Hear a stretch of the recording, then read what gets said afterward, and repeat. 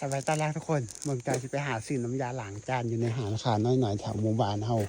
เบิ่งเป็นจังไหนตอนนี้อยู่เฮือนเด้อคือเป็นเวลาจักโมงวะเบิ่งก่อน5:49 นาทีนี่คือเวลาตอนแรกทุกคนจะยักเข้าในเมืองไปหาซื้อของใส่ช่วงนี้ไปบ่ได้ฝนตกไหมก็เลยจะต้องหาซื้อแถวหมู่บ้านเฮาถามเบิ่งว่าอาหารข้าเจ้ามีบ่มีหลายอาหารที่อาหารทั้งเหนือก็มีทั้งเมื่อฟังพุ่นก็มีไปเตอก็มีไปฟังพุ่นก็มีอาหารตามหมู่บ้านมีหลายอาหารน้อยๆ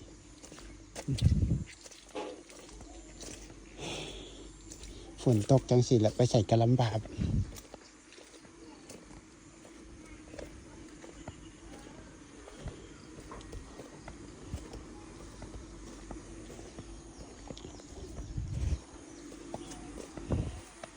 นี่พระเถามาเฮือนแล้วทุกคนนี่พระเถามาเฮือนแล้วนี่อันที่จะปลาไปหาอยู่เถียงนาเมื่อกี้นี่อันนี้เฮือนนะคะเจ้าอันนี้เฮือนเฮาอยู่หั่นเฮือนเขาอยู่นี่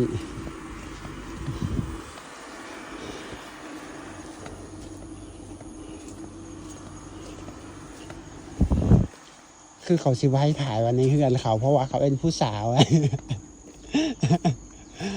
หาซื้อเครื่องในเฮือนเขาน่าจะไว้ถ่ายไปจากเพราะเป็นผู้สาว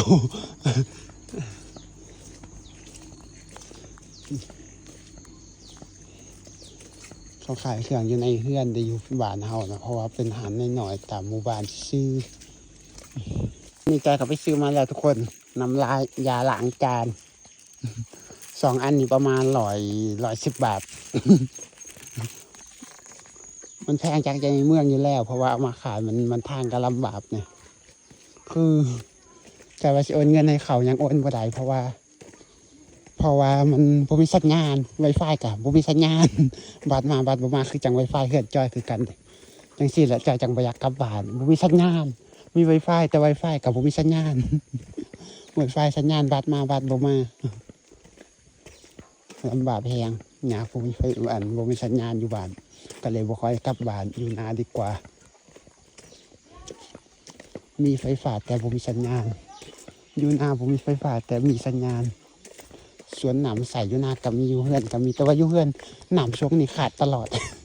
ฝนตกแล้วมันขี้ดินเราไปก้อนหินเราไปท่มถ่อไหมทุกคนก็เลยหนามบ่มาฮอดบ้านอยู่นาก็สะดวกสบายอย่างที่ว่าทุกคนน้ำใสเขาก็มีไฟฟ้าบ่มี ใช้โซลาร์เซลล์ส่วนอยู่เฮือนมีไฟฟ้า